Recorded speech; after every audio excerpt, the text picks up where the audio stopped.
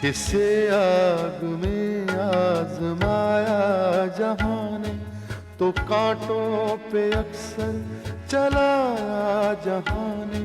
कभी इसकी बोली लगाई गई है, चिताओं पे जिंदा जलाई गई है। ये चाहत की मूरत वफा की निशानी, ये चाहत की मूरत वफा की निशानी। अजब दास्तां है, अजब है कहानी।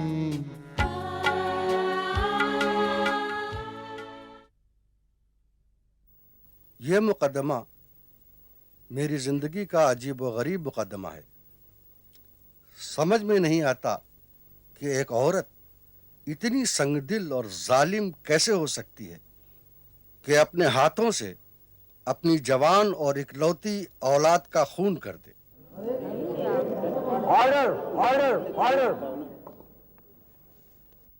हालांकि मुकदमे की कार्रवाई पूरी हो चुकी है, लेकिन यह अदालत मुलजिमा प्रगति देवी को अपनी सफाई का एक आखिरी मौका देना चाहती है। मुलजिमा प्रगति देवी, क्या तुम्हें कुछ कहना है?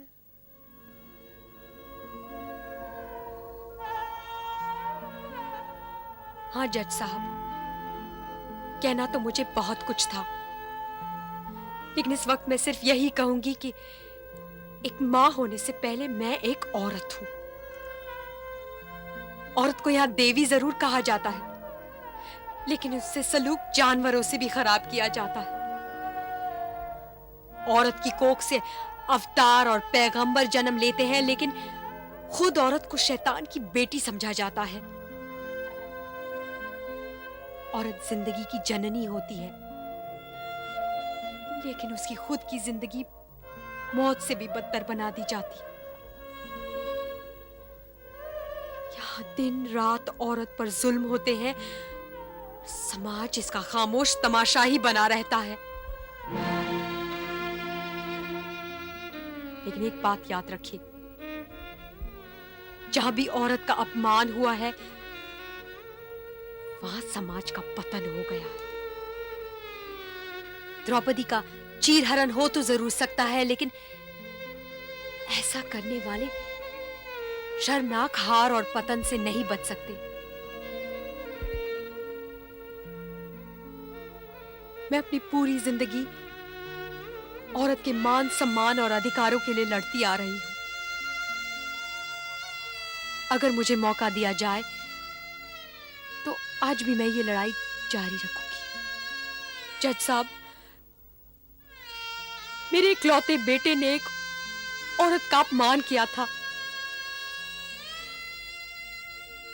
मैंने उस औरत के अपमान का बदला लिया।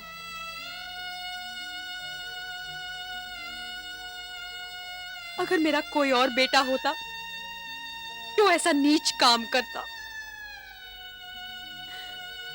तो मैं उसका भी खून कर देती। Order order order order.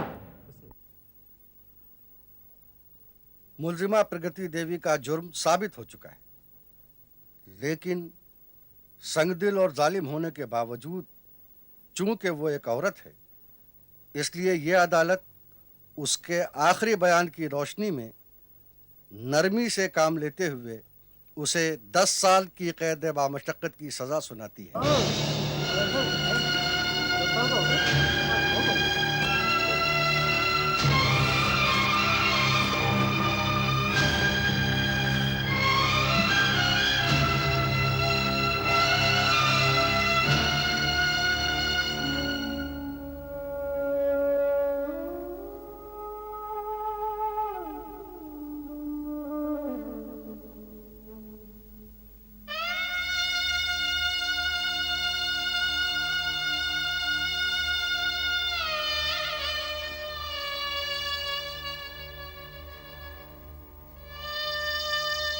नहीं नहीं नहीं नहीं नहीं संजना, रोना नहीं।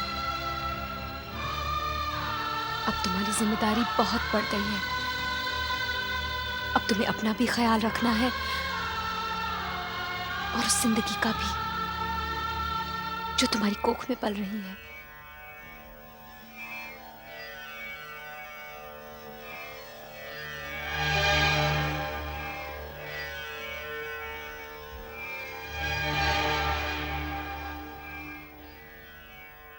मैनेजर साहब, प्रगति क्रिएशंस में आपकी जिम्मे सौंप रही हूं। मैं वादा करता हूं, मैं इसे अपने धर्म से भी बढ़कर समझूंगा।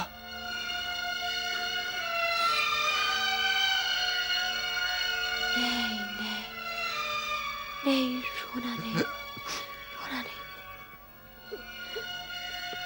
गौरव, तुम तो जानते हो कि मैंने जिंदगी भर दिन रात एक सिर्फ इसलिए किए कि तुम्हारी आंखों में मैं आंसू कभी ना देखूं। दीदी, दीदी,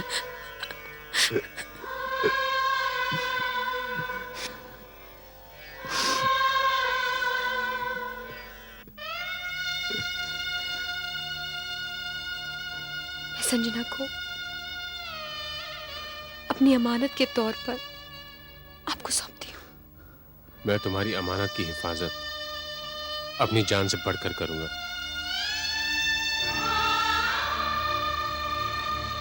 मुझे तुम पर गर्व है Pragati. I am proud of you. मैं अपनी इस खूबसूरत जिंदगी को एक बार फिर शुरू करने के लिए तुम्हारा इंतजार करूंगा।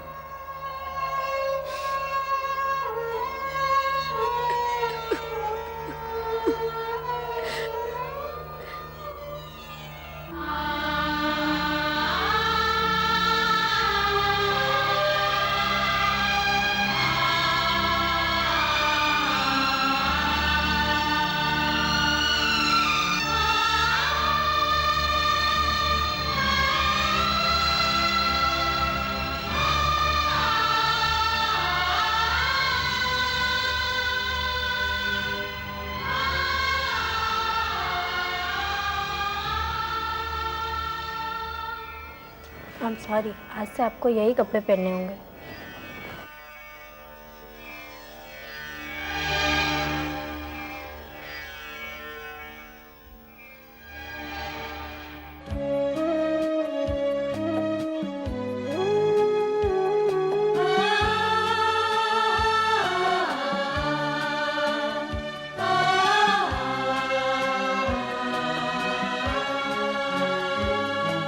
मोहब्बत पे आए तो जान भी लुटा दे, वफा जो करे अपनी हस्ती मिटा दे।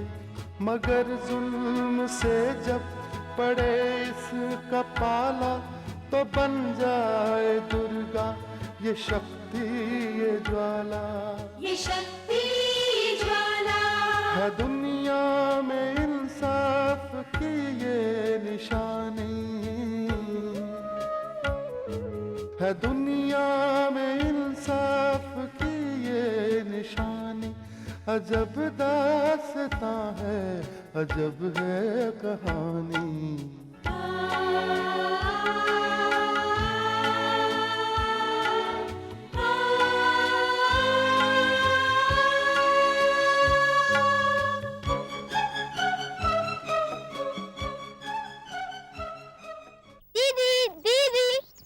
दीदी, आप यहाँ पे क्या कर रही हो?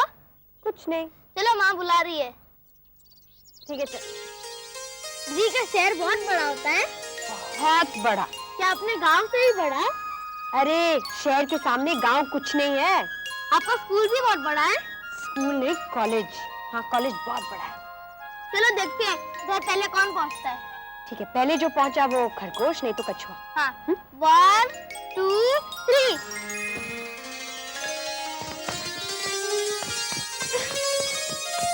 गौरव, क्या हुआ दीदी?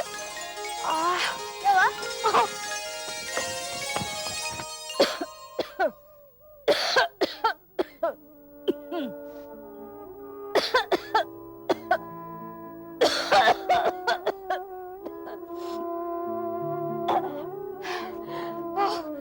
कहीं मैं जीत तूने गई। चीटिंग की, तूने कहाँ चीटिंग की मैंने?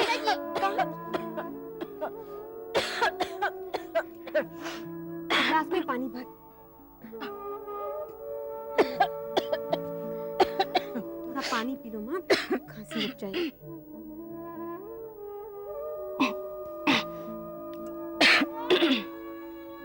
इस तबीयत को भी आज ही खराब होना था। क्यों, क्या बात है? अरे बेटी, कल ठाकुर साहब का बेटा गांव वापस आ रहा है और उसके आने की खुशी में सारी हवेली में चहल पहल मची हुई है। और इसी तरह मैं बिस्तर पर पड़ी रही तो वहां सब उलट पुलट हो जाएगा। अगर तबीयत कल तक ठीक नहीं हुई ना, मैं जाने नहीं दूंगी। ऐसे कैसे हो सकता है बेटी? ठाकुरान ने सारे घर की जिम्मेदारी मुझे सौंप रखी है और ठाकुर साहब, उनके एहसानों तले मेरी गर्दन इतनी झुकी हुई है कि अगर मैं नहीं गई तो मुझको खुद को बुरा लगेगा।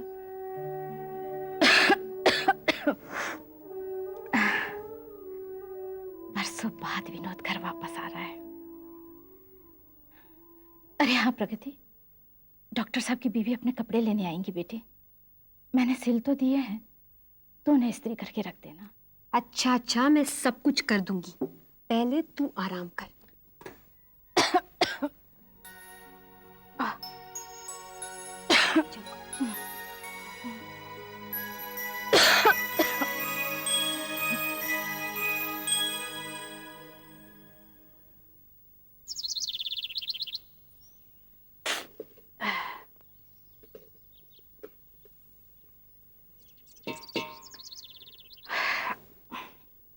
अरे ले रोटी ले, तू ले बेटा, तू भी ले।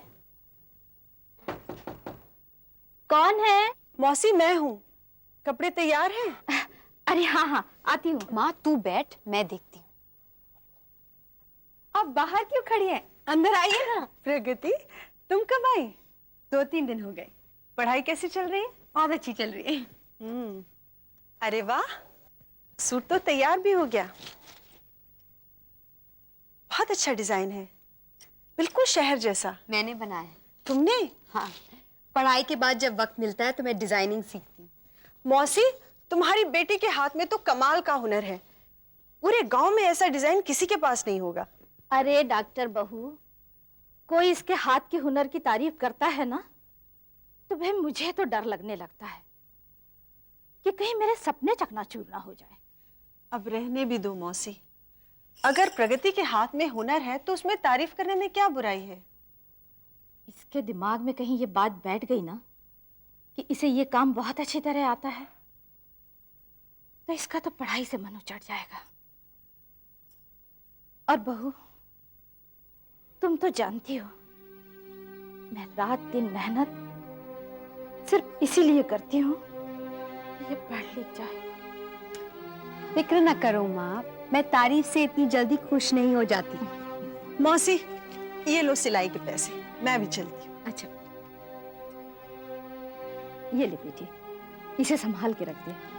मुझे बहुत देर हो रही है, मैं चलती हूँ। हवेली में कोहराम मचा होगा, तू गौरव को स्कूल छोड़ देना। हाँ अच्छा।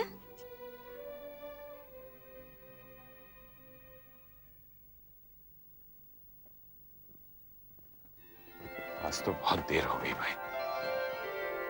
अरे ये क्या, तुम लोगों का काम अभी तक चल रहा है? और ये गुलदस्ते के फूल बाहर क्यों रखे हुए हैं? उठा के उधर रखो और वहां से तुम खत्म करो काम। इधर आओ जल्दी से, और तुम ये जल्दी से खत्म करो यहाँ से।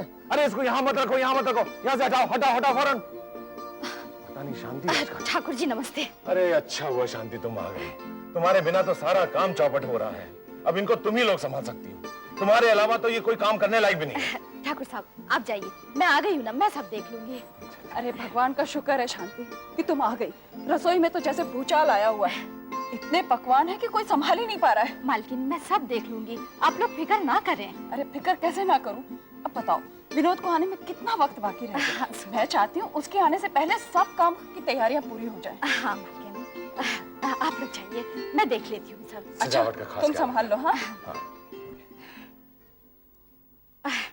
तुम लोग जल्दी जल्दी हाथ बढ़ाओ। अब देख, इतना पानी डाल के पहुंच गया।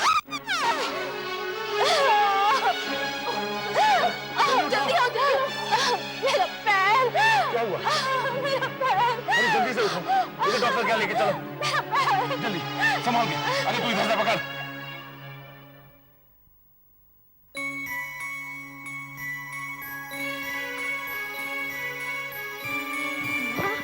क्या हो गया तुझे? अरे कुछ नहीं बेटी, बस फिसल के गिर गई, पैर मुड़ गया। मैंने तुझे कहा था ना कि काम पर मत जा, फिर भी तू चली गई। प्रगति बेटा, घबराने की कोई बात नहीं, मामूली सा फ्रैक्चर है, 3-4 दिन में ठीक हो जाएगा। शांति बहन, आप अपना ख्याल रखिएगा। अब 3-4 दिन के लिए तू यहाँ से कहीं नहीं जाएगी। बेटी, मैं हवेली नहीं गई तो वहाँ हलचल मच जाएगी। तो मचने दो, तू यहाँ से कहीं नहीं जाएगी बस। प्रगति बिल्कुल ठीक कह रही है मौसी। अगर तुम 2-4 दिन हवेली नहीं जाओगी तो कौन सी आफत आ जाएगी। इतने सारे नौकर चाकर तो हैं उनके पास। तुम लोग नहीं समझोगे, ठाकुर और ठकराइन ने पूरी हवेली की जिम्मेदारी मुझ पर सौंप रखी है। उनका बेटा इतने दिनों के बाद वापस आ रहा है। उसके यार दोस्त मिलने के लिए आएंगे, उनकी खातिरदारी कौन करेगा? और मैं नहीं गई तो सब लोग परेशान हो जाएंगे। और तू तो जानती है बेटी कि मुझे भी अच्छा नहीं लगेगा। मौसी नहीं सुधरने वाली। नमस्ते शांति। नमस्ते ठाकुर नमस्ते। साहब। नमस्ते। नमस्ते बेटी, नमस्ते। तुम कब आई शहर से? 2-3 दिन हो गए। बैठिए ना। और बताओ, पढ़ाई वढ़ाई कैसी चल रही है? बिल्कुल ठीक। शहर में किसी चीज की कोई तकलीफ तो नहीं है? आपके होते हुए कोई भी तकलीफ नहीं हो सकती। कैसी हो शांति? बिल्कुल ठीक हूँ ठाकुर साहब। आपने बेकार ही तकलीफ की, बस मामूली सी चोट ही तो आई है। मैंने डॉक्टर से बात की है, उन्होंने कहा है कि तुम्हें आराम की बहुत जरूरत है। काम की तुम बिल्कुल चिंता मत करना, बस तुम हवेली नहीं आ रही हो तो ठकुराइन के हाथ पांव फूल जाते हैं, वो तो बिल्कुल अपाहिज सी हो जाती हैं। आप उनसे कहें कि वो घबराए नहीं। माँ 2-3 दिन में ठीक हो जाएगी, तब तक मैं आ जाया करूंगी। काम की देखभाल ही तो करनी है, मैं संभाल लूंगी। जुग जुग जी बेटी, तुम आ जाओगी तो ठकुराइन को तसल्ली हो जाएगी। मैं जरूर आऊंगी। अच्छा शांति, मैं चलता हूँ। जी किसी चीज की जरूरत हो तो प्रगति से कहलवा भेजना। जी ठाकुर साहब। नमस्ते। नमस्ते ठाकुर नमस्ते। साहब। अच्छा बेटी।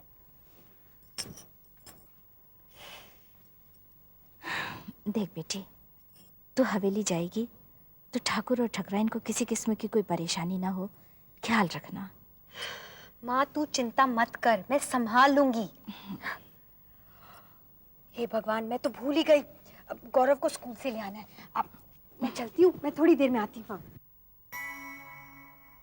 मौसी, अब तुम सो जाओ। हाँ, मैं तुम्हें थोड़ी देर में आकर देखूंगी। हाँ बेटी। अच्छे से सो जाओ। कुछ चाहिए तो मुझे बुला लो।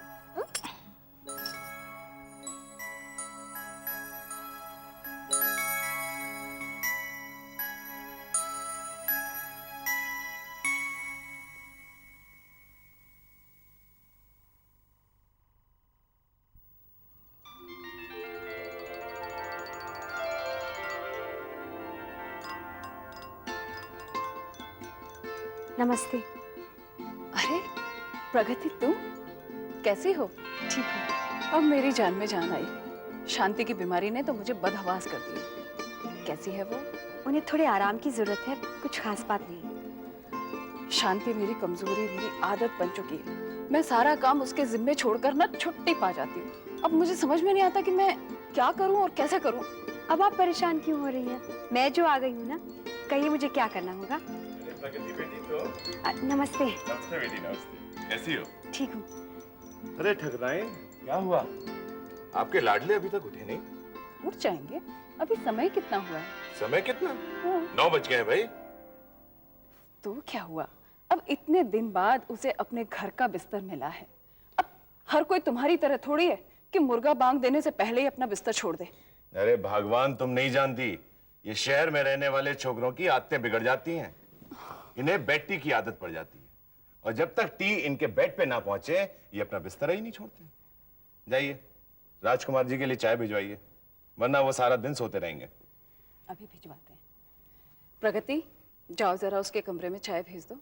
जी अच्छा, मैं अभी इंतजाम करती हूँ। प्रगति की माँ नहीं आती है तो ऐसा लगता है कि सारी हवेली में काम ही नहीं हो रहा है। और वो हवेली में आ जाती है तो ऐसा लगता है सारा काम फटाफट हो रहा है। वही तो मुसीबत है।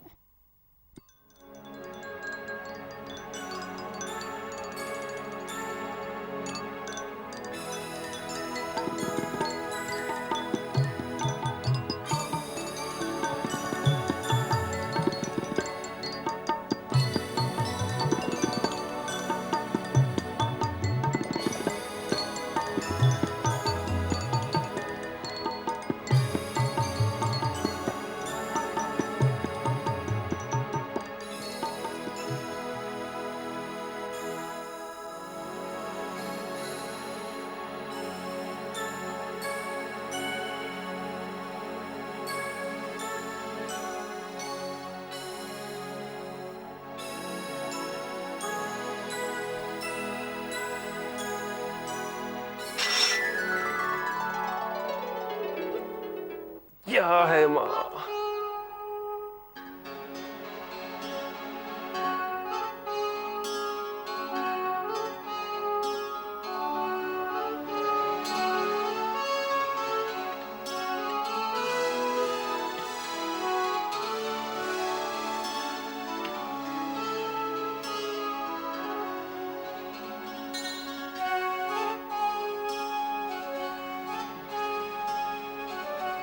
ये लीजिए चाय।